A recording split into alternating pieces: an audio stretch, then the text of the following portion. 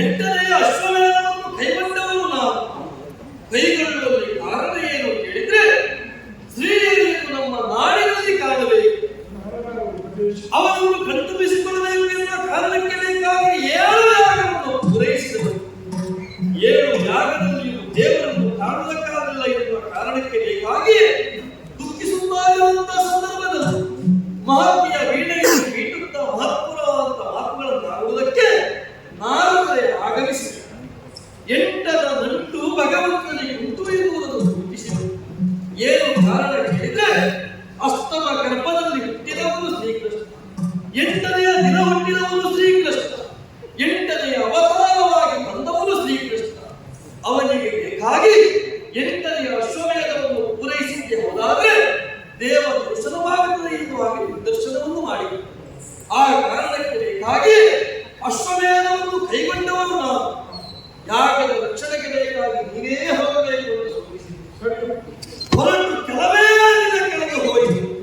ಪುರುಷ 300ರೊಳಗಾಗಿ ತಿರುಗಿ ಬಂದು ಆಶೀರ್ವಚನವನ್ನು ಕೇಳುತ್ತಾ ಇದ್ದೀವಿ. ನಿನ್ನನ್ನು ಮಾತ್ರ ಗಮನಿಸಿದ್ದಲ್ಲ, ಹಿಂತಿರುಗಿ ನೋಡಿದೆ ಅಂತಾದ್ರೆ ನಮ್ಮ ದುರ್ಗದ ಪಕ್ಕ ಇನ್ನೊಂದು ದುರ್ಗ ಉಂಟು ಮಗ. ಅದನ್ನು ಸೂಕ್ಷ್ಮವಾಗಿ ಅವಲೋಕಿಸಿ ಅಂತಾದರೆ ಅಶ್ವಮೇಧದ ದುರ್ಗ ಎನ್ನುವುದು ಸ್ಪಷ್ಟ. ಹೀಗೆ ಉಭಯ ದುರ್ಗ ಇರ್ತದೆ ಅಂತಾದ್ರೆ ಏನು ಕಾರಣ ಮಗನೇ, ಯಾಕಾಗಿ ಅಂತ ಹೇಳ್ತೀವಿ.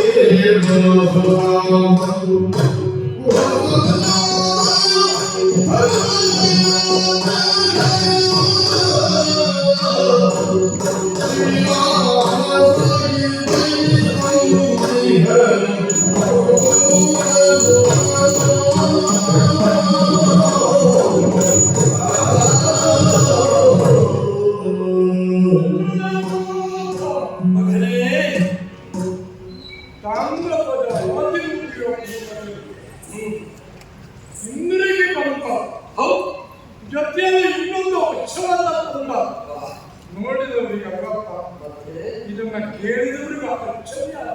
ಹೌದು, ಯಾಕೆ ಹೀಗೆ ಕಾರಣಗಳಿಲ್ಲದೆ ನಿಮ್ಮ ಮಗ ಯಾವುದನ್ನು ಮಾಡುವುದಿಲ್ಲ. ಹಾಗಿದ್ರೆ ಇವತ್ತಿನ ಮತ್ತೊಂದು ಅರ್ಥಕ್ಕೆ ಅದೇನು ಕಾಣಿಕೆ. ಹೌದು, ಅದಕ್ಕಾಗಿ ನಾನು ಏನು ಮಾಡಿ ನಮ್ಮಂತರಿಗೆ ಮುಂದೆ ಹೋಗುವಾಗ ಎದುರುಗಡೆಯಲ್ಲಿ ಮತ್ತೊಂದು ಯಾವ ಪೂಜೆಗಳು ಹಣ ವಾಚಿಸಿದಾಗ ಚಂದ್ರವಂಶ ಅಂತ ಧರ್ಮರಾದ ಕೈಗೊಂಡು ಒಂದು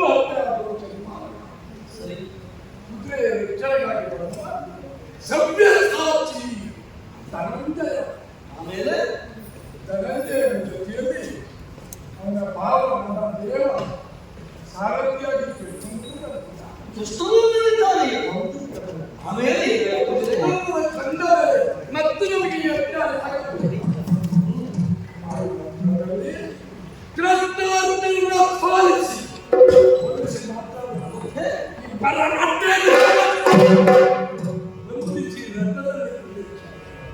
ಹಲವನ್ನು ತಂದಿದ್ದೇವೆ. ಏನ್ ಮಾಡಿದ್ರಿ?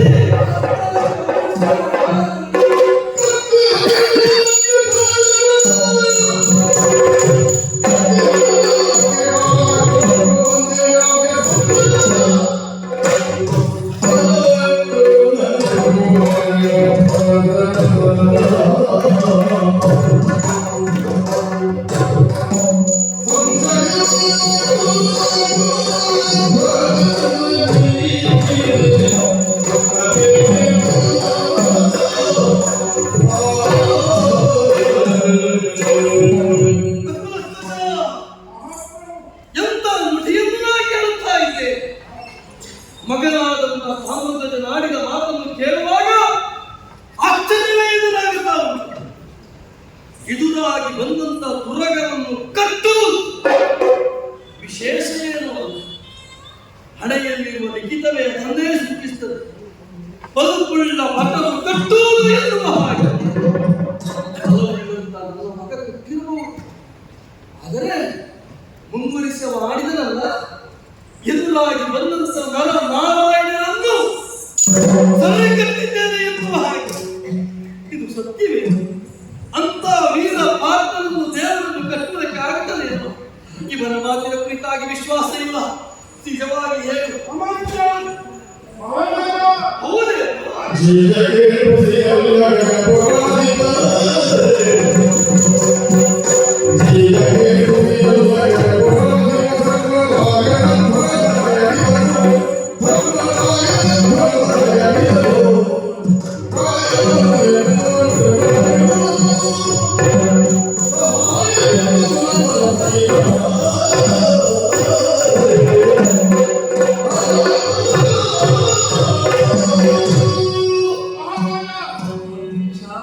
ಯುವರಾಜರು ಆಡಿದ ಒಂದೊಂದು ಮಾತು ಸತ್ಯ.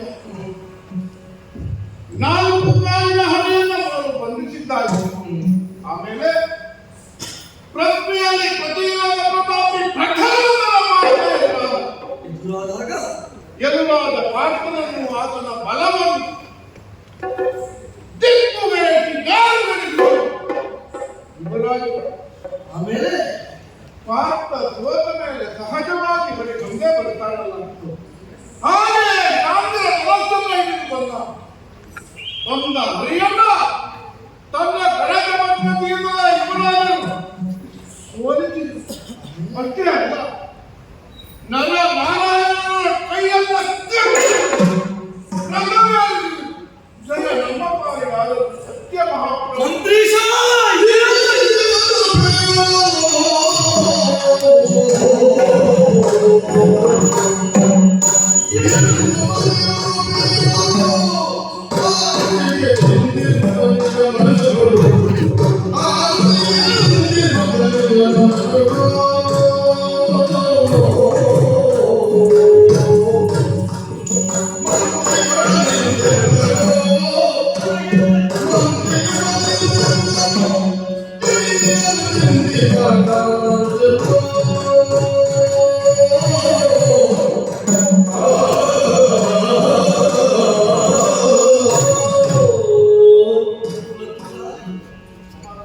ನನ್ನ ಸೂರ್ಯವಾದ ತಾಮ್ರದಂಡ ಸಭೆಯನ್ನಾಡಿರುವುದು ಎನ್ನುವ ಕಾರಣಕ್ಕೆ ಬೇಕಾಗಿ ಸತ್ಯಾಸತ್ಯದ ಪರೀಕ್ಷೆಗಾಗಿ ನಿನ್ನಲ್ಲಿ ಕೇಳಿದೆ ಅಂತಾದರೆ ಸತ್ಯವನ್ನೇ ಪ್ರಚುರಪಡಿಸುವುದಕ್ಕೆ ಮುಂದಾಗುತ್ತಾ ಇದ್ದ.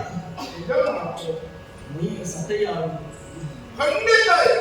ಆದರೆ ಈ ವರ್ತಮಾನವನ್ನು ಕೇಳುವಾಗ ಕಾಲದ ಸೀಸವನ್ನೇ ನನ್ನ ಕಿವಿಗೆ ಅನುಭವವಾಗುತ್ತಾ ಉಂಟು. ಬದುಕಿನ ಪರಮ ಲಕ್ಷ್ಯ ಎನಿಸುವ ಹಾಗೆ ನಾವು ಅಂದುಕೊಂಡದ್ದು ಶ್ರೀಹರಿಯ ದರ್ಶನ. ಶ್ರೀಹರಿಯನ್ನು ಯಾವಾಗ ಕಾಣ್ತೇವೆ ಎನ್ನುವ ಕಾರಣಕ್ಕೆ ಬೇಕಾಗಿ ಬದುಕಿನ ಕ್ಷಣ ಕ್ಷಣವನ್ನು ವಹಿಸಿ ನಮ್ಮ ಈ ಮೈ ಕೊಡುತ್ತದೆ. ನಮ್ಮ ಈ ರಕ್ತಸಾರಪುರದಲ್ಲಿ ರಕ್ತ ಸದೃಶವಾದಂತಹ ಭಾರತನ ಸಾರಥಿಯಾದಂತಹ ಕೃಷ್ಣ ಇಷ್ಟೆಲ್ಲ ಪ್ರಯತ್ನ ಮಾಡಿದ್ರೆ ಎಲ್ಲರೂ ವ್ಯರ್ಥವಾಗಿ ಹೋಯಿತು. ದೇವರೇ ನಮಗೊಂದು ಭಾಗ್ಯವನ್ನು ಗಮನಿಸಿದ್ದ. ಹಯಮೇಳಕ್ಕೆ ಹೊರಟಂತ ಹಯ ಎನ್ನುವುದು ನಮ್ಮ ಭಾಗ್ಯವೋ ಎನ್ನುವ ಹಾಗೆ ಪುರವನ್ನು ಸೇರುವ ಕಾಲಕ್ಕೆ ನರನಾರಾಯಣನ ಪುರಕ್ಕೆ ಪಾದಾರ್ಪಣೆ ಮಾಡಿದ ಕಾಲಕ್ಕೆ ಅದನ್ನು ತಡಿತಾನೆ ಎಂದಾದರೆ, ಹರಿಯ ದರ್ಶನಕ್ಕೆ ಎದುರಾಗುತ್ತಾನೆ ಎಂದಾದರೆ, ಇಂಥವನು ನಮ್ಮ ಮಗನೇನೋ.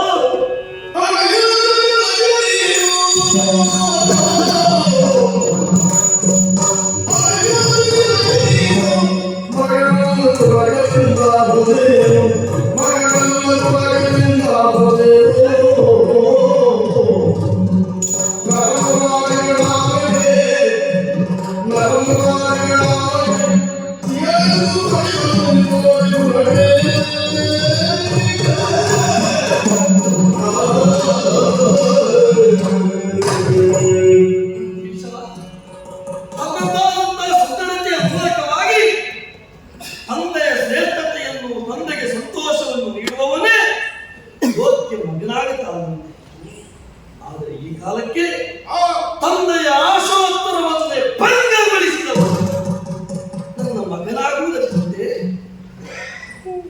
ಕಡಲಿಗೆ ಕಾವೊಂದು ತಾನೇ ಹುಟ್ಟಿದ ಮರಕ್ಕೆ ಕಾವಾಗಿ ನಿಂತರು. ಹಾಗಾಗಿ ನನ್ನ ಪಾಲಿಗೆ ಇವನೇ ಕಾವಾಗಿ ಕಾವ ದೇವರೇ ಬರುವ ಕಾಲಕ್ಕೆ ತಡಲು ಈ ರೀತಿಯ ಕೃತ್ಯವನ್ನು ಮಾಡ್ತಾನೆ ಅಂತಾದ್ರೆ ಇವನು ಮಗ ಅಂತಲ್ವೋ. ಹರಿಯನ್ನು ಏನೆಂದು ಅರಿಯದ ಇವ ನನ್ನ ಪಾಲಿನ ಅರಿಯಲ್ಲದೆ ಬೇರೆಯವರು ಮದುವೆಯವರು ಪುತ್ರ ರೂಪದಲ್ಲಿ ಶತ್ರು ಬಿರುವುದು. ಇಂಥ ಶತ್ರುವಿಂದ ಆದದ್ದೇನು ಕೇಳಿದ್ರೆ ಕೃಷ್ಣ ದರ್ಶನ ಎನ್ನುವ ಭಾಗ್ಯವೇ ವಂಚಿತರಾಗಿ ಹೋದರು. ಕೃಷ್ಣನನ್ನು ಕಾಣಬೇಕು ಎನ್ನುವ ಕಾರಣಕ್ಕಾಗಿ ಕೈಗೊಂಡ ಯಜ್ಞ, ಕೈಗೊಂಡ ಯಾಗ ಇನ್ನು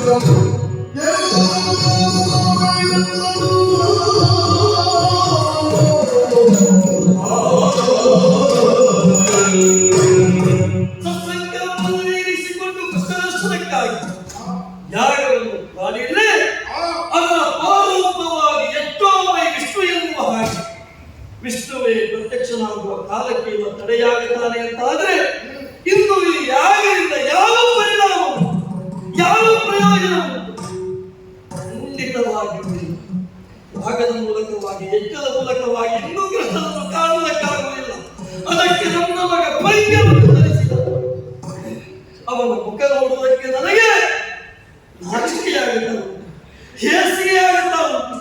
ತಾಮ್ರದ ಜನನ ಮಗನನ್ನು ಮಂತ್ರೀಶ ಆಪತ್ತಿಗಾಗುವವನನ್ನು ಆಪ್ತ ಅಂತ ಕರೀತಾರೆ. ನನ್ನ ಆಪತ್ತಿಯನ್ನು ಎನ್ನುವುದು ಅರ್ಥವಿಸಿಕೊಂಡು ವ್ಯವಹರಿಸ್ತೀಯ ಅಂತಾದರೆ ನೀ ಆಪ್ತನು ಮುಖ ತೋರಿಸುವ ನಡೆಯಾಚೆ ನಡೆಯಾಚೆ ನಡೆಯಾಚೆ.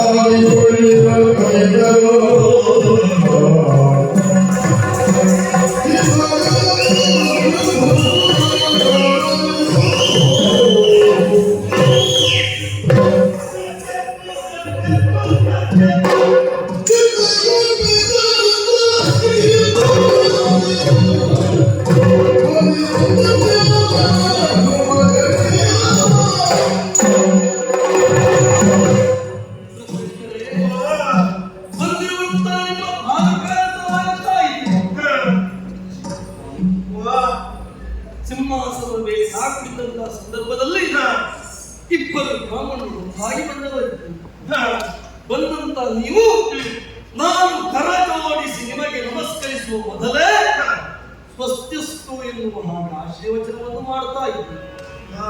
ಬ್ರಾಹ್ಮಣರೊಬ್ಬರು ಆಶೀರ್ವಚನವನ್ನು ಮಾಡ್ತಾರೆ ಆದ್ರೆ ಎದುರಾಗಿ ಬಂದವನ ಬದುಕು ಔನ್ನತ್ಯವನ್ನು ಸಂಪಾದಿಸಿಕೊಳ್ತಾನೆ.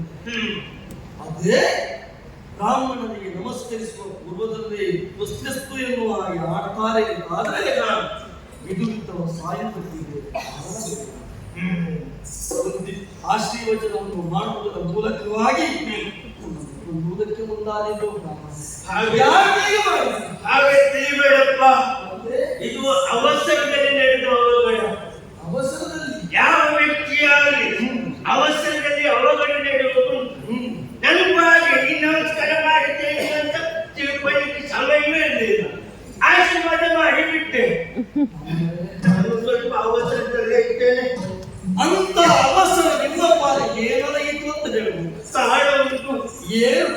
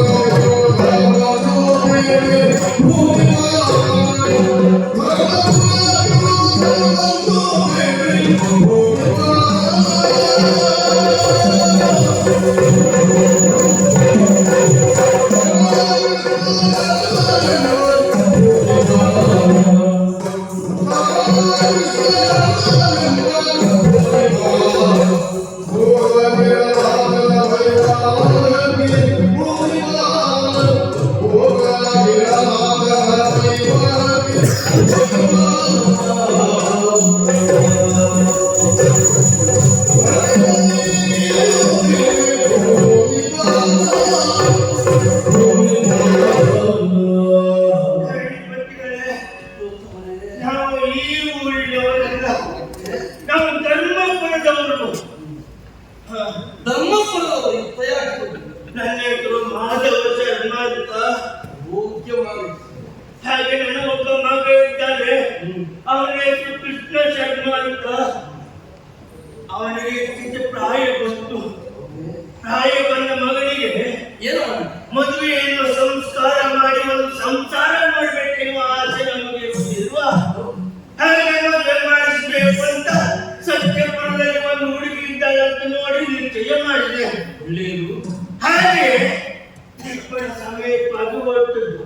ನಮ್ಮ ದಿಬ್ಬಣ ಅಂತ ಹೇಳಿದ್ರೆ ಗುಡ ನಮ್ಮನೇಲಿ ಉಂಟು, ತಲೆ ಹೆಣ್ಣಿನ ಮನೇಲಿ ಉಂಟು. ನಮ್ಮನೇಲಿ ಉಂಟು ತಲೆ, ಹೆಣ್ಣಿನ ಮನೇಲಿ ಉಂಟು. ಅಷ್ಟು ದೊಡ್ಡದಿ ಬರೋದು. ಹೌದು. ನೀವು ನಾನು, ನನ್ನ ಹೆಂಡತಿ, ನನ್ನ ಮಗ, ನನ್ನ ಶಿಷ್ಯ, ನಾಲ್ಕೇ ಬಂದಿಲ್ಲ. ನಾಲ್ಕೇ ಮಂದಿ. ಹೀಗಿರ್ಬೋದು. ಹಾ. ಒಬ್ಬರು ಹೊರಟವರು ಮೊದಲು ತಲುಪಿರ್ಬೋದು. ಹಾ. ಇನ್ನೊಬ್ಬರು ಹೊರಡುವ ಮನೆಯಲ್ಲೇ ಇರ್ಬೋದು. ಮತ್ತೆ ಗುಡ್ಡದಲ್ಲಿ ಸಲಹೆ ನಾವಿರುವುದು ಮನೆಯಲ್ಲಿ. ಆಗ ನಮ್ಮ ಆಲೋಚನೆಯನ್ನು ಎಷ್ಟು ಬೇಗ ಹೋಗಿ ಮುಟ್ಟುವುದು ಅಂತ ನಿಮ್ಮ ಯೋಚನೆ ಉಂಟು ಎನ್ನುವ ಹಾಗೆ. ಹೌದು. ಶ್ರೀಕೃಷ್ಣರೇ, ಹಾಗೆ ದಿಬ್ಬಣ ಸಮೇತವಾಗಿ ಕಾಡು ಮಾರ್ಗದಲ್ಲಿ ಬಂದದ್ದು. ಕಾಡು ಮಾರ್ಗದಲ್ಲಿ ಬರ್ತಾ ಇರುವಾಗ ಅಲ್ಲಿ ಒಂದು ಘಟನೆ ನಡೆದು ಬಂತು. ಏನಾಯ್ತು?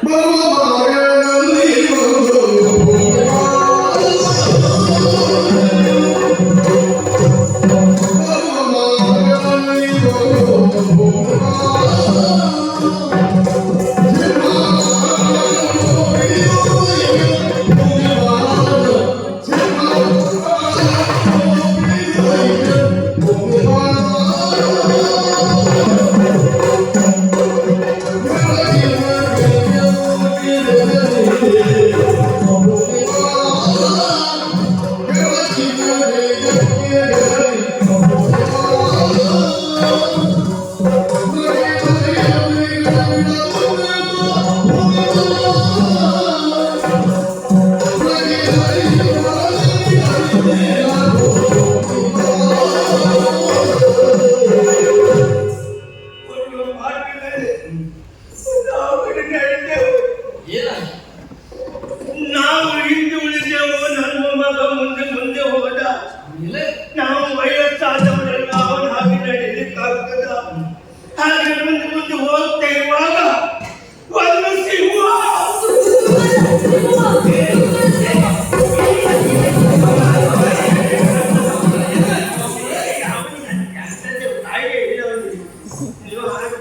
ಅಂದ್ರೆ ಅಲ್ಲಿ ಸಿಂಹ ನೋಡಿದ್ನ, ನಾನು ಇಲ್ಲಿ ಸಿಂಹ ಅಂತ ಹೇಳಿದ್ನ, ಅಲ್ಲಿ ನಿಮ್ಮ ಕನ್ನೋಟ ಮುಖದಲ್ಲಿ ನಿಮ್ಮ ಕನ್ನೋಟ ಸಿಂಹ ನೋಟ ಆಯ್ತು. ನನ್ನ ಮುಖದಲ್ಲಿಯಾ? ಇದು ಹಾವು ನೋಡಿದವನು ಹಗ್ಗ ನೋಡಿದ್ರು ಹಾವಂತ ಭಾವಿಸುವುದಿಲ್ವಾ? ಅದೇ ರೀತಿ ಹಾಗೆ ಸಿಂಹ ಬಂದು ನನ್ನ ಮಗನ ಏನು ಮಾಡುವಂತ ಆರೋಗ್ಯವಿರುವಾಗ ನಾರಸಿಂಹ ಬಂದು ನೆನಪಾಯಿತು. ನಾರಸಿಂಹವನ್ನು ಪಠಿಸಿದ್ದೆ ತಡ ಸಿಂಹ ತಟಸ್ಥ ಬಂದು ನಾರಸಿಂಹನ ಮಂತ್ರದ ಮಹಿಮೆಯೇ ಹಾಗೆ. ಎಂತ ಭಯವನ್ನು ನಿವಾರಿಸಿಕೊಟ್ಟರು. ಹೌದು, ಅಂತೂ ಶ್ರೀಹರಿಯಿಂದ ನಿಮ್ಮ ಭಯ ನಿವಾರಣೆ ಆಯಿತು ಅನ್ನುವುದು ಸ್ಪಷ್ಟ. ತಟಸ್ಥ ಬಂದಿತ್ತು. ಹಾ, ಅದು ಸಿಂಹನಲ್ಲಿ ಕೇಳಿದೆ, ಕೇಳಿದ ಯಾಕಪ್ಪ ನನ್ನ ಮಗನಲ್ಲಿ ಇಟ್ಕೊಂಡಿದ್ದೀಯ? ನನಗೆ ಒಬ್ಬನೇ ಮಗ, ಕೊನೆಗಾಲದಲ್ಲಿ ನನ್ನ ಬಾಯಿ ನೀರು ಬಿಡಿಯಲು ಮತ್ತೆ ಆಗಿಲ್ಲ, ನನ್ನ ಮಗನಲ್ಲಿ ಯಾಕೆ ಇಟ್ಕೊಂಡಿದ್ದೀಯ ಅಂತ ಕೇಳಿದೆ. ಆವಾಗ ಆ ಸಿಂಹ ನನ್ನ ನೋಡಿ ಮಾತಾಡಿತು. ಸಿಂಹ ಮನುಷ್ಯ ಭಾಷೆಯಲ್ಲಿ ಮಾತಾಡಿತು. ಸಿಂಹ ಮಾತಾಡಿ ಹೌದು, ಏನೆಂದು?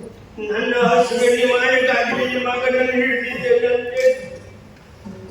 ಆವಾಗ ನಾನು ಹೇಳಿದೆ, ಇನ್ನ ಹಸುವಿನ ನಿವಾರಣೆಗಾದ್ರೆ ನನ್ನ ಮಗನನ್ನು ಬಿಡು, ನನ್ನನ್ನು ತಿನ್ನು ಅಂತ ಹೇಳಿದೆ. ತಂದೆಯಾದವನಿಗೆ ಧರ್ಮದ ಹೌದು, ಆಗ ನನ್ನನ್ನು ತಿನ್ನು ಅಂತ ಗೊತ್ತಾಗ ಶಿವವಂತಿಗೆ ಹೇಗೆ ಮಾಡಿದ್ದು ಯಾಕಂದ್ರೆ ನೋಡುವುದು. ಯಾಕಂದ್ರೆ ನಾನು ಕೇಳಿದೆ, ಯಾಕೆ ವ್ಯವಹಾರ ಅಂತ. ನಿನ್ನನ್ನು ತಿಂದ್ರೆ ಏನು ಪ್ರಯೋಜನ ಉಂಟು? ನಿನ್ನ ಮೈಯಲ್ಲಿರೋ ಕೊಡಿ ಮೂಲೆ ಮಾತ್ರ ನನ್ನ ಹೊಟ್ಟೆ ತುಂಬುವುದಿಲ್ಲ ಅಂತ ಹೇಳಿ. ಆವಾಗ ಮತ್ತೆ ಏನಾಗಬೇಕು ಅಂತ ಕೇಳಿದೆ. ಆವಾಗ ಏನಂತ? ಶಿವ ಹೇಳಿ ಏನು? ಏನಂತ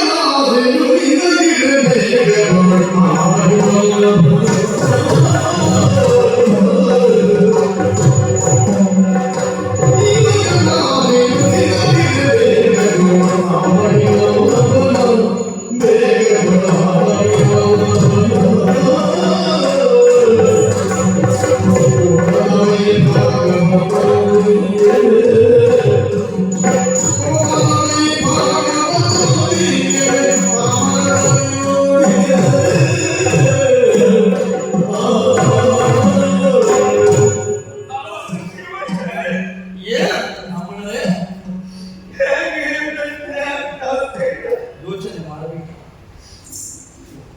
ಇಲ್ಲಿ ಹತ್ತಿರ ರಕ್ತದಾನ ಕೊಡಬಿಟ್ಟು ಅಲ್ಲಿ ಅಧಿಕಾರಿ ಮಯೂರ ಧ್ವಜ ಇಟ್ಟುಕೊಂಡಿದ್ದಾನೆ. ಅವನ ದೇಹದ ಅರ್ಥ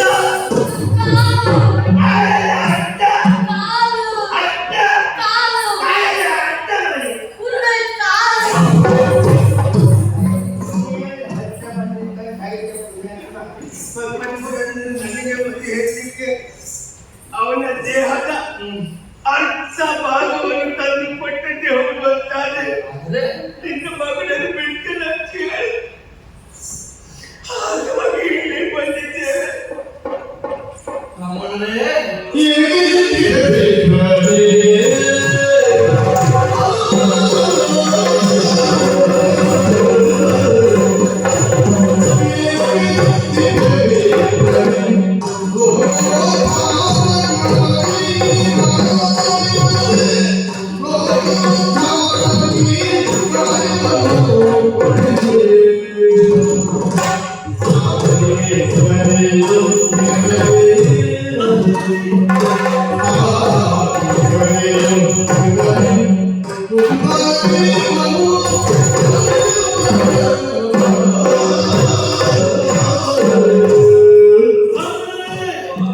ಕಣ್ಣಿನಲ್ಲಿ ಧಾರಾಕಾರವಾಗಿ ನೀರನ್ನು ಸುರಿಸುತ್ತಾ ಇದ್ದೀರಿ.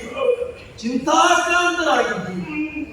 ಚಿಂತನೆಯೊಂದು ಪರಿಮಾರ್ಜನೆಯ ಮಾರ್ಗವನ್ನು ಸಿಂಹವೇ ಸೂಚಿಸಿದ ಮೇಲೆ ನೀವು ಚಿಂತಿಸಬೇಕಾಗುತ್ತದೆ. ಅಂದ್ರೆ ಕಣ್ಣೀರನ್ನು ಸುರಿಸುವುದಕ್ಕೆ ಕಾರಣ ನಿಮ್ಮ ಮಗನಿಗೆ ಸಮಸ್ಯೆ ಬಂದಿದೆ. ಅದನ್ನು ನಿವಾರಿಸುವಲ್ಲಿ ರಕ್ತಸಾರ ಸುರದ ಪ್ರಭು ಪೀಠಕ್ಕೆ ಕರ್ತವ್ಯ ಉಂಟು ಅನ್ನುವುದು ಸೂಚಿಸಿದ ಮೇಲೆ ನೀವು ಯಾವ ಕಾರಣವನ್ನು ಚಿಂತಿಸಬೇಕು? ಆದರೆ ಯಾಕೆ ಬಂದಿಲ್ಲ? ಈ ದೇಹ ಎನ್ನುವುದು ಇನ್ನೊಬ್ಬರಿಗೆ ಉಪಕಾರವಾಗುವುದಕ್ಕಾಗಿ ವಿನಿಯೋಗವಾಗಬೇಕಾದದ್ದು. ಒಂದು ಕಾಲಕ್ಕೆ ಪಾರಿವಾಳವೊಂದರ ಮಾಂಸಕ್ಕೆ ಬೇಕಾಗಿ, ಅದರ ಪಾರಿವಾಳವೊಂದರ ರಕ್ಷಣೆಗೆ ಬೇಕಾಗಿ ತನ್ನ ಮೈಯ ಮಾಂಸವನ್ನೇ ಕೊಟ್ಟರಂತೆ ಶಿಬಿಚಕ್ರವು ಯಾಗದೂ ಇಷ್ಟವಾದಂತಹ ಪ್ರಥಮ ವಧೆಗೆ ಬೇಕಾಗಿ ಮಹರ್ಷಿಗಳಾದಂತಹ ದೀಚಿಗಳು ತಮ್ಮ ಬೆನ್ನ ಮೂಳೆಯನ್ನೇ ಕೊಟ್ಟರು. ಇಂಥ ತ್ಯಾಗದ ಬದುಕನ್ನು ಕಂಡವರು ನಾವು. ಒಬ್ಬ ಬದುಕುತ್ತಾನೆ ಆದರೆ ಇನ್ನೊಬ್ಬರಿಗೆ ಉಪಕಾರವಾಗಿ ಬದುಕಬೇಕಾಗುತ್ತದೆ. ಮಯೂರ ಧ್ವಜದ ಬದುಕೆನ್ನುವುದು ಪರರಿಗೆ ಉಪಕಾರವಾಗಿ ಋತನಕ್ಕೆ ವಿನಿಯೋಗವಾಗಿ ಈ ಕಾಲಕ್ಕೆ ಮುಪ್ಪೆನ್ನುವುದು ನಮ್ಮ ದೇವರನ್ನು ಆವರಿಸುತ್ತಾರೆ. ಬಿದ್ದು ಹೋಗುವಂತ ಶರೀರ ಎನ್ನುವುದು ನಿಮ್ಮ ಮಗನ ಉಳಿವಿಗೆ ಆಗತ್ತನೆ ಅಂತಾರೆ. ನಿರಾಕರಿಸುವುದಕ್ಕಂತ ಕೇಳುತ್ತೀರಿ. ಯಾಕೆ ಕೇಳುತ್ತೀರಿ? ನಮ್ಮ ಕೂದಲಲ್ಲಿ ನೆರೆ ಬಂದಿದೆ, ಕಣ್ಣಿಗೆ ಪೊರೆ ಬಂದಿದೆ, ದೇಹಕ್ಕೆ ಚರೆ ಬಂದಿದೆ, ಮುದ್ದಿಗೆ ಮನೆ ಬಂದಿದೆ. ಈ ದೇಹ ಎನ್ನುವುದು ತಲೆಗೆ ಪಾರವಾಗಿ ಅಂತ ದೇಹ ಎನ್ನುವುದು ನಿಮ್ಮ ಮಗನ ಉಳಿವಿಗೆ ಪ್ರಯೋಜನಕ್ಕಾಗಿ ಬರ್ತದೆ ಅಂತ ನಿರಾಕರಿಸುವುದಕ್ಕೆ 8 ಹೇಳಿದ ದೇಹ 8 ಕೋಟಿಯ 68 ಕೀಲುಗಳಿಂದ ಮಾಡಿದ ಶರೀರ ಎನ್ನುವುದು ಸತ್ತ ಕಾಲಕ್ಕೆ ಒಳ ಹೆಂಟೆಯನ್ನು ಸೇರುವುದಂತೆ. ಆದರೆ ನನ್ನ ದೇಹ ಎನ್ನುವುದು ನಿಮ್ಮ ಮಗನ ಉಳಿವಿಗೆ ಆಗುತ್ತದೆ ಎಂತಾದರೆ ನಿರಾಕರಿಸಲಾಗ ತ್ಯಾಗಕ್ಕೆ ಸಿದ್ಧನಾಗಿ ನಿಲ್ಲುತ್ತೇನೆ. ಸಾಲಗ್ರಾಮ ಮಂತ್ರವನ್ನು ಪಠಿಸುತ್ತಾ, ಸಾಲಗ್ರಾಮ ಶಿಲೆಯನ್ನು ಪೂಜಿಸುತ್ತಾ, ಬೇಕಾದ ದಾನವನ್ನು ಕೊಡುತ್ತಾ ನನ್ನ ದೇಹದ ದಾನಕ್ಕೆ ಸಿದ್ಧನಾಗಿದ್ದೇನೆ. ಪಡೆದುಕೊಂಡು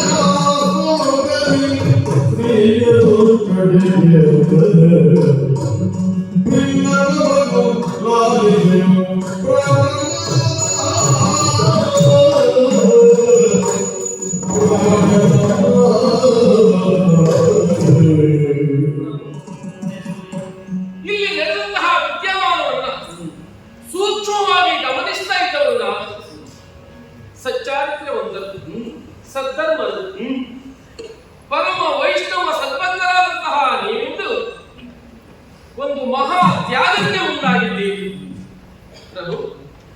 ಅದು ಸರಿ, ಅದನ್ನ ಆಕ್ಷೇಪ ಮಾಡುವಂತಹ ಹಕ್ಕು ನನಗಿಲ್ಲ. ಯಾಕೆಂದ್ರೆ ಭೂಸುರರ ಕಷ್ಟವನ್ನ ಪರಿಹಾರ ಮಾಡಬೇಕಾದ್ದು ಭೂ ರಮಣನಾದಂತಹ ನಿಮ್ಮ ಕರ್ತವ್ಯವೇ ಆಗಿದೆ. ಆದರೆ ಕೇವಲ ಅದೇ ವಿಷಯಾಗಿ ನೀವು ನೋಡಿಕೊಂಡಿರುವುದಲ್ಲವಲ್ಲ ಪ್ರಭು. ನೀವು ನನಗೊಬ್ಬರಿಗೆ ಕಾಂತನಲ್ಲ, ಭೂಕಾಂತನಿದ್ದೀರಿ. ಈ ಭೂಮಿಗೆ ಒಡೆಯಲಿದ್ದೀರಿ. ಸಾವಿರಾರು ಪ್ರಜಾ ವರ್ಗದವರು ನಿಮ್ಮನ್ನೇ ನಂಬಿಕೊಂಡಿದ್ದಾರೆ. ನಾಳೆ ದಿನ ಅವರ ಪರಿಸ್ಥಿತಿಯ ಬಗ್ಗೆ ನೀವು ಆಲೋಚನೆ ಮಾಡಿ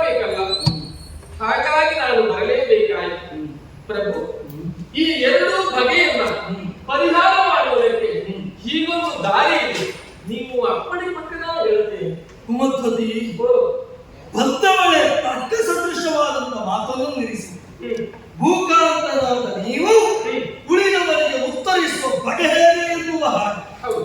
ಹೆಮ್ಮೆ ಉಂಟು ನನಗೆ. ಆಳೆತ್ತರಕ್ಕೆ ಬೆಳೆದು ನಿಂತ ಮಗನಿದ್ದಾನೆ.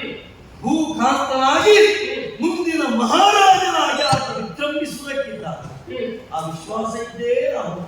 ಹೌದಾ? ಆದರೆ ಈ ವಿಚಾರದಲ್ಲಿ ನನ್ನದೊಂದು ಭಿನ್ನ ಅಭಿಪ್ರಾಯ. ಏನಿಲ್ಲ ಪ್ರಭು,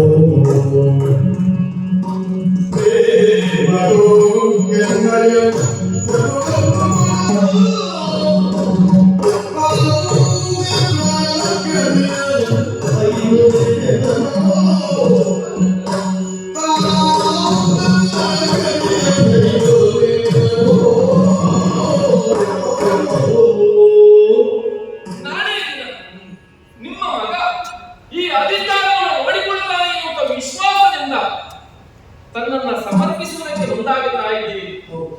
ಪ್ರಭು, ಎಷ್ಟೋ ಜನ್ಮದ ಭಾಗ್ಯದ ಫಲದಿಂದ ನಿಮಗಿಂದು ಸತಿಯಾಗುವಂತಹ ಸೌಭಾಗ್ಯ ನನಗೆ ದೊರೆತಿದೆ.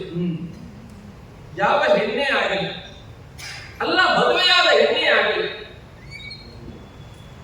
ಮಾಂಗಲ್ಯವಿಲ್ಲದ ಕೊರಳನ್ನ, ಕೈಮಣೆಯಿಲ್ಲದ ಕೈಯನ್ನ, ಕಾಲುಂಗುರವಿಲ್ಲದ ಕಾಲನ್ನ, ಹಾಗೆ ಸಿಂಧೂರವಿಲ್ಲದ ಹಣೆಯನ್ನ ಬಯಸಲಾರನು ಪ್ರಭು. ಅಲ್ಲವೇ ನಿಮ್ಮನ್ನ ಕೈ ಹಿಡಿದಂತಹ ಆ ಹೊತ್ತಿಗೆ ನನ್ನ ಜನಕನಾಡಿದಂತಹ ಒಂದೊಂದು ವಾಕ್ಯವು ಇನ್ನೂ ನನ್ನ ಮನದಲ್ಲಿ ಹಸಿರಾಗಿಯೇ ಇದೆ ಪ್ರಭು. ಯಾವ ಕಾಯ ವಾಚ ಮನಸ್ಸ ತ್ರಿಕರಣ ಶುದ್ಧಿಯಿಂದ ಪತಿಯನ್ನೇ ಸೇವಿಸುವ ಮಗಳೇ, ಪತಿಯ ಛಾಯಾನುವರ್ತಿಯಾಗಿ ನಡೆಯಬೇಕಾದ ಸತಿಯ ಆದ್ಯ ಕರ್ತವ್ಯ. ಕಷ್ಟ ಬಂದಾಗ ಕುಗ್ಗದೆ, ಸಂತೋಷ ಬಂದಾಗ ಹಿಗ್ಗದೆ, ಸದಾ ಕಾಲ ಪತಿಯನ್ನೇ ಅನುಸರಿಸಿ, ಜೊತೆಯಲ್ಲಿ ಸತಿಯಾದವಳು ಎಲ್ಲ ವಿಭಾಗದಲ್ಲಿ ಗಂಡನಿಂದ ಹಿಂದಿದ್ರೆ ಎರಡು ವಿಭಾಗದಲ್ಲಿ ಗಂಡನಿಂದ ಮುಂದಿರಬೇಕಂತೆ.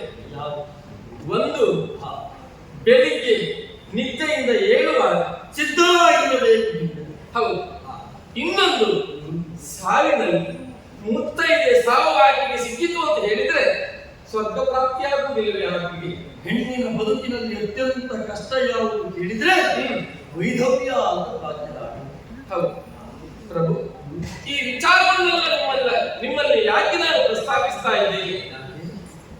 ನಿಮ್ಮ ಅರ್ಧ ದೇಹವನ್ನ ಸಿಂಹದ ಬಾಯಿಗೆ ಒಪ್ಪಿಸ್ತೇನೆ ಎನ್ನುವ ಹಾಗೆ ಬ್ರಾಹ್ಮಣೋತ್ತಮರಿಗೆ ನೀವು ಭರವಸೆಯ ಮಾತನ್ನ ಕೊಟ್ಟಿದ್ದೀರಿ.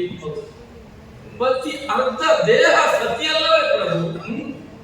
ನಿಮ್ಮ ವಾಮಭಾಗವೇ ನಾನಲ್ಲವೇ? ಅರ್ಥ ಎನ್ನುವ ಹಾಗೆ ಬಸ್ಸಲ್ಲವೇ? ಹೌದು. ಹಾಗಾಗಿ ಅವರು ಕೇಳಿದ್ದು ಅರ್ಧ, ನಾನು ಇಡೀ ಇದ್ದೇನೆ, ಅದರಲ್ಲಿ ನಿಮ್ಮ ಅರ್ಧ ಭಾಗ ನಾನು. ಹಾಗಾಗಿ ಆ ಸಿಂಹದ ಬಾಯಿಗೆ ನಾನೇ ಆಹಾರವಾಗಿ ಹೋಗುತ್ತೇನೆ, ಅದಕ್ಕೆ ನಿಮ್ಮ ಅನುಮತಿ ಬೇಕು. ನಾನೇ ಬರ್ತೇನೆ. ನೀನು ಬರುದು ಹೀಗೆ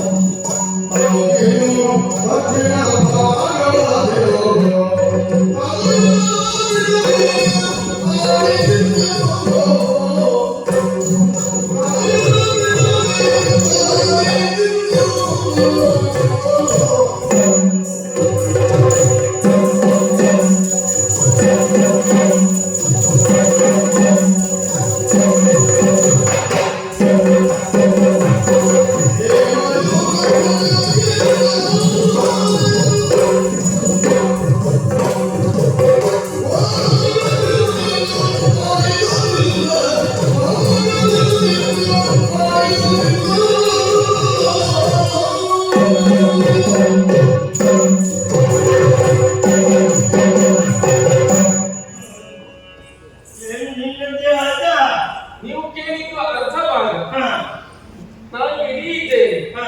ಆ ಸಿಂಹದನ್ನ ತಿಂದು ತೃಪ್ತವಾಗುತ್ತದೆ. ಇದು ಸರಿ ಹೇಳ್ತಿರೋದು. ಸರಿ ಹೇಳಿದ್ದು.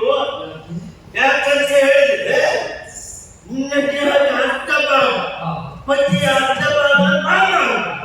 ಅದಕ್ಕೆ ಮಾಮ ಕರೆಯುವುದಲ್ವಾ ಯಜಮಾನ. ಸಿಂಹಕ್ಕೆ ಇದು ಯಜಮಾನ. ನೀವು ಯಾವ ಭಾಗ ಅಂತ ನನಗೆ ಹೇಳಿ. ಅದು ಕೇಳಿದ್ದು ನಿನ್ನ ದೇಹದ ಬಲಭಾಗ. ನನ್ನ ದೇಹದ ಬಲಭಾಗ ಕೇಳಿದ್ದು ಯಜಮಾನ ಆಗಿಲ್ಲ. ಹಾಗೆ ಹೆಂಡತಿಯನ್ನು ಕೊಡುವುದಕ್ಕಾಗುವುದಿಲ್ಲ ಅಂತ ಆಯ್ತು. ಮತ್ತೇನು ಮಾಡೋದು?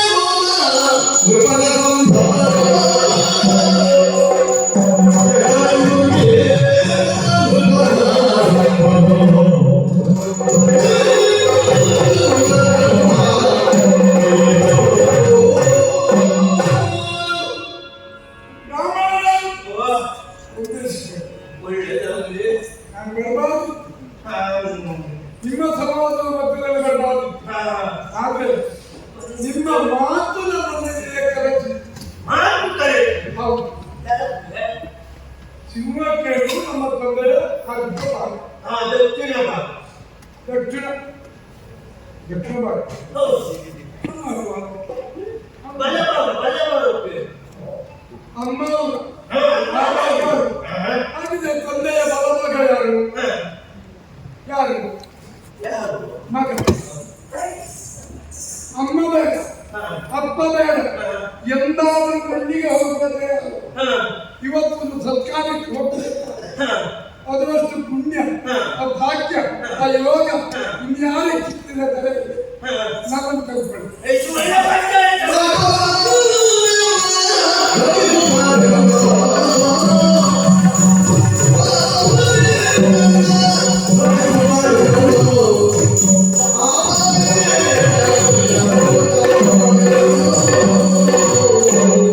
ಯಾಕೆ ಅಂತಂದ್ರೆ, ಅವಳು ಬಂದು ನಾನು ಕೊಡ್ತಿದ್ದೆ ಅಂತ ಹೇಳುದು.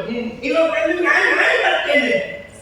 ಅಲ್ಲ ಶಿವ ಕೇಳಿದ್ದು ಶಿವ ಕೇಳಿದ್ದು ನಿಮ್ಮಿಬ್ಬರನ್ನಲ್ಲ, ನಿನ್ನ ದೇಹದ ಅರ್ಧ ಭಾಗ ಬೇಕಿತ್ತು. ನೀನು ಕೊಡುವುದಾದ್ರೆ ನಿನ್ನ ದೇಹದ ಭಾಗ ಕೊಡು. ಇದಕ್ಕೆ ನಾವು ಹೋಗ್ತೇವೆ.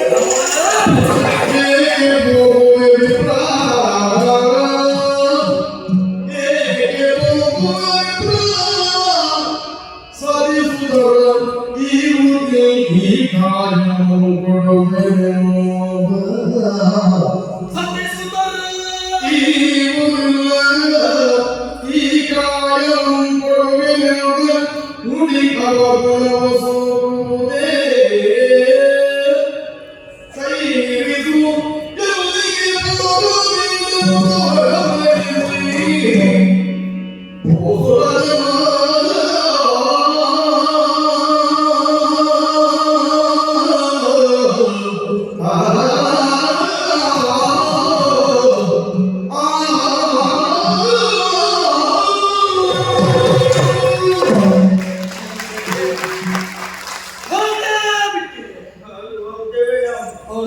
ಹೋಗಬೇಡಿ ಹೋಗಬೇಡಿ.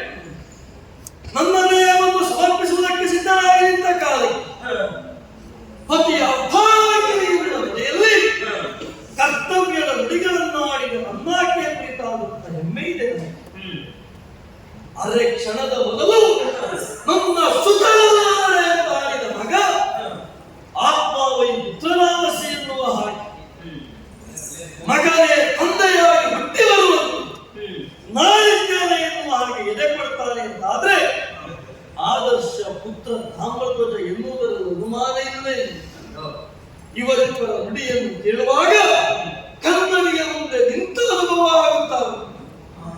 ಆದ್ರೆ ಆಲೋಚನೆ ಮಾಡಬೇಕು, ಸಿಂಹಾಡಿದ ಮಾತಿಗೆ ಚಾಚು ತಪ್ಪದ ಹಾಗೆ ಒಂದು ಹೊಸವು ಒಂದು ವಿಸರ್ಗವು ಆಚೆ ಈಚೆಯಾಗದ ಹಾಗೆ ನನ್ನ ದೇಹವನ್ನು ಕೊಡುವುದಕ್ಕೆ ಸಿದ್ಧ ಇದ್ದೇನೆ. ಯಾರಲ್ಲಿ ಕಷ್ಟದ ಸಿದ್ಧತೆಯನ್ನು ಮಾಡಿ.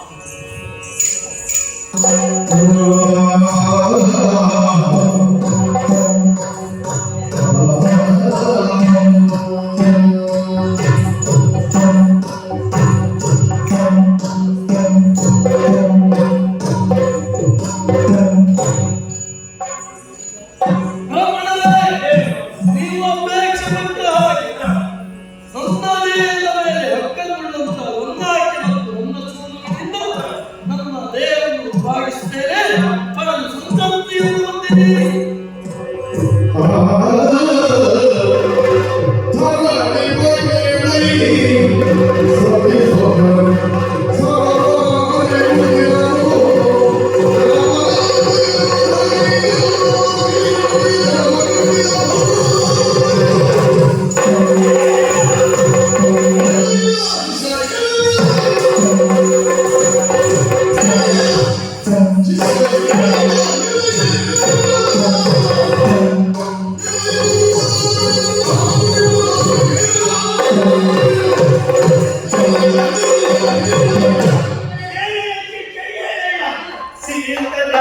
ಬೇಕಾ ಇವರು ಎಲ್ಲ ನಾಟಕ ಇವರು. ನಾನು ಕೊಡ್ತೇನೆ ಅಂತ ಹೇಳು, ನೀವು ಕೊಟ್ಟ ಹಾಗೆ ಮಾಡುವಂತ.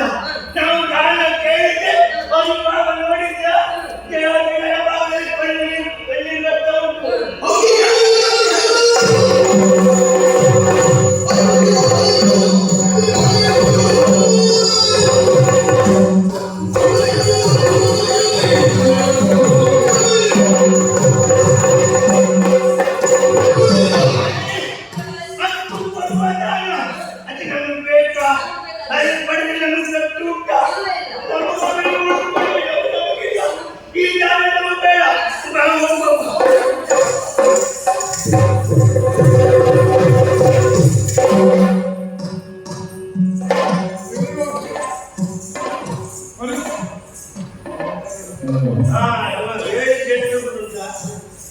ಸಾಹಿತ್ಯ ಬದುಕಿದ್ರೆ ತಿಂತೈತೆ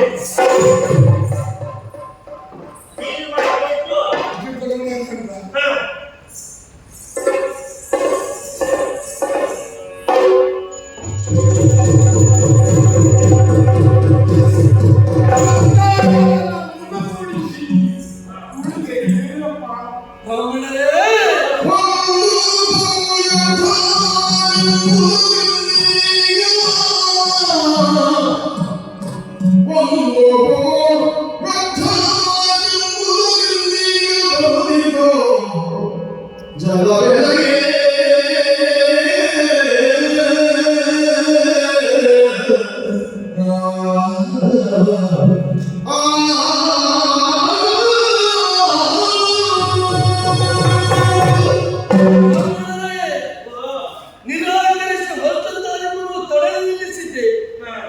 ಹೋಳಾದ ದೇಹವನ್ನು ಮತ್ತೆ ನನ್ನ ಹೆಂಡತಿ ಮಗ ಒಂದುಗೂಡಿಸಿದ್ದಾರೆ. ಹೊರಟ ಕಾರಣವನ್ನು ನೀವೇ ನಿರ್ಧರಿಸಿದೆ. ಹೊತ್ತು ಕರೆದು ಕೊಡುವ ದಾನ ನಿಮಗೆ ಅಪಶ್ರಯಸ್ಸನ್ನು ಕೊಡುತ್ತದೆ ಎನ್ನುವ ಹಾಗೆ ನಿಶ್ಚಿತವಾಗಿ ಹೊತ್ತು ಕರೆದು ದಾನವನ್ನು ಕೊಡುವುದಕ್ಕೆ ಮುಂದಾದವರಲ್ಲ ಇವರು. ನನ್ನ ದೇಹವನ್ನು ಸರಿಯಾಗಿ ಅವಲೋಕಿಸಿದ್ದೀರಿ. ನೀವೇ ಆಡಿದ ಹಾಗೆ ಎಡಗಣ್ಣಿನಲ್ಲಿ ಮಾತ್ರವೇ ಕಣ್ಣಿರುವಂತಾಗಿದೆ. ನೀವು ದಾನವಾಗಿ ಕೇಳಿತ್ತು ಬಲಭಾಗ, ಹಾಗಿದ್ರೆ ದಾನವನ್ನು ಕೊಡುವಂತಹ ಬಲಭಾಗ ಎನ್ನುವ ಕಣ್ಣೀರು ಮುಚ್ಚಿಸ್ತೀರಿ. ಹಾಗಿದ್ರೆ ಯಾಕೆ ಕಣ್ಣೀರು ಆಲೋಚನೆ ಮಾಡಿ. ಮೈಯೂರ ಧ್ವಜ ಅನೇಕ ವರ್ಷಗಳ ಕಾಲ ಜೀವನವನ್ನು ಸಹಿಸಿದರು.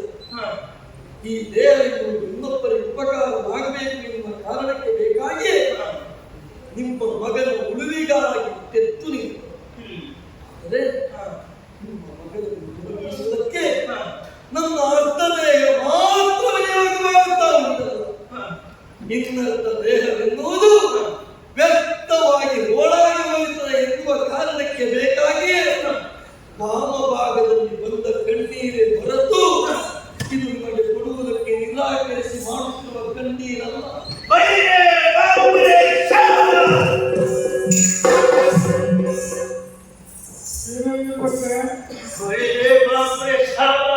ಒಂದು ಮಾಡಿ ಸಮರ್ಪಕ ಆಯಿತು, ಇನ್ನೊಂದು ಹಾಳಾಯಿತು. ಬಹಳ ಸಫಲ ಬಿಟ್ಟರು. ಮತ್ತೆ ಕಳೆದಲ್ಲಿ ಸಂತೋಷ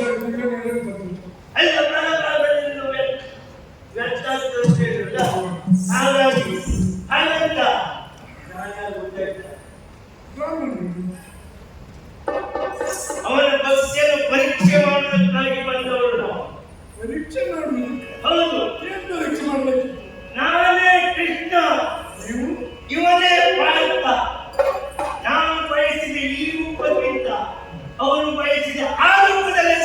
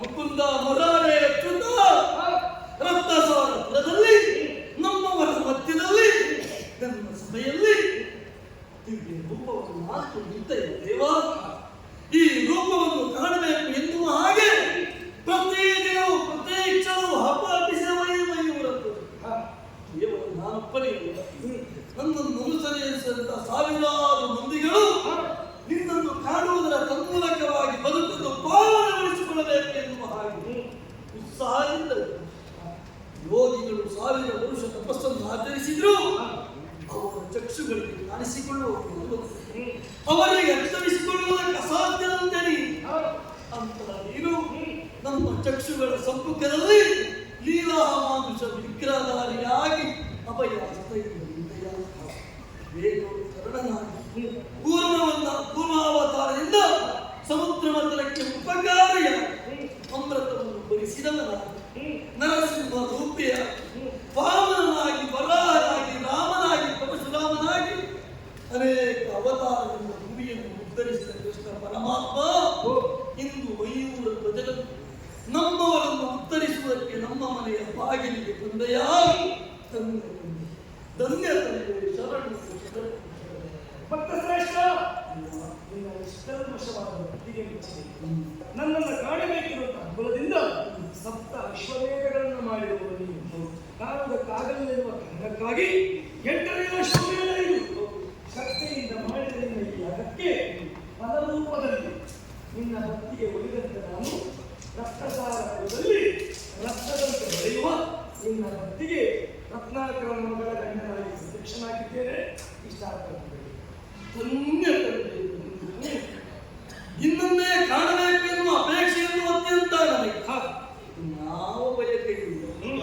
ಇರುವುದು ಒಂದೇ ಬೇಕು, ಹೇಳಿ. ಮೋಕ್ಷವನ್ನು ತಿಳಿಸಬೇಕು. ಆ ಕಾಲ ಸನ್ನಿಹಿತವಾದ ಮೋಕ್ಷ ಪ್ರಾಪ್ತವಾಗುತ್ತದೆ. ಅಲ್ಲಿಯವರೆಗೆ ನನ್ನ ಧ್ಯಾನದಲ್ಲಿ ನಿರತರಾಗಿ ಸೇನಾ ಸಮೇತವಾಗಿ ಭಾರತದೊಂದಿಗೆ ಧರಣಿ ಮಂಡಲಕ್ಕೆ ಮಂಗಳ ರೂಪಿಯ ಅಂತ ನನ್ನ ವಿಷಯಕ್ಕೆ ಮಂಗಳ ಹೀಗಿಷ್ಟ ಆ ಕಾಲದಲ್ಲಿ